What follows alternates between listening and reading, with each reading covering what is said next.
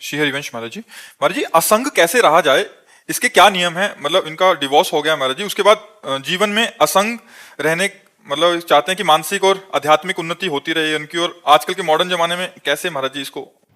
जब तक हम अंतर्वृत्ति को भगवान से नहीं जोड़ते हैं तब तक असंगता हो ही नहीं सकती, क्योंकि मन किसी न किसी वस्तु, व्यक्ति, स्थान का आश्रय लिए बिना रह नहीं सकता।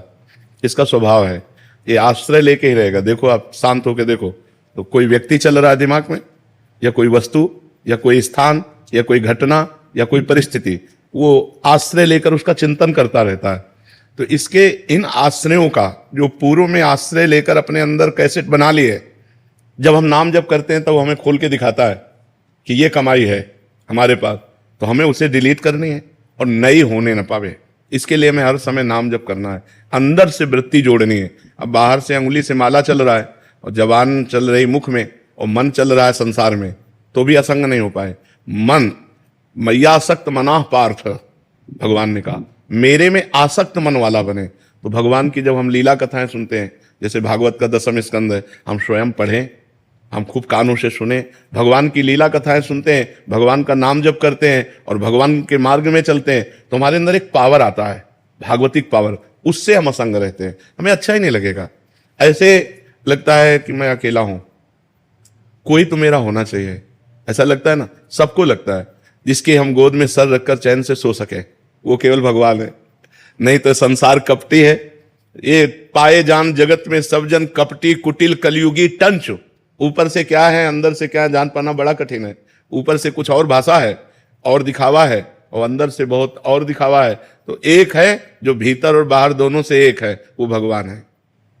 भगवान का हम आश्रय लें, जिससे भी मिले हमारा पवित्र व्यवहार होना चाहिए, गंदा आचरण नहीं होना चाहिए।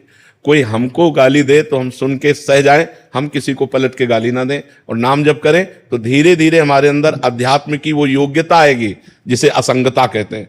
असंगो हम पुरुषा, मैं असंग हूं, यह ऐसा अनुभव होगा, क्योंकि वास्तविक हम असंग हैं।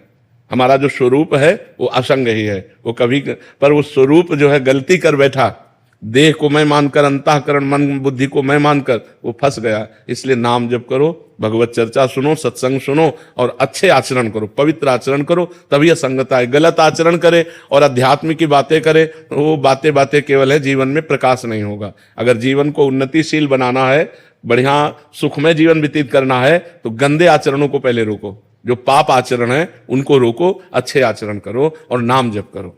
बाबा, इसका बल आपको नहीं, ये बल जो हमें जहां से मिला है वही खजाना तुम्हें दे रहे हैं। मान लो हम कह रहे राधा राधा जपो, भगवत चर्चा सुनो, तो इसी से तो हमें बल मिला है। जिस बल से हम टिके हुए हैं वही बल हम सबको दे रहे हैं।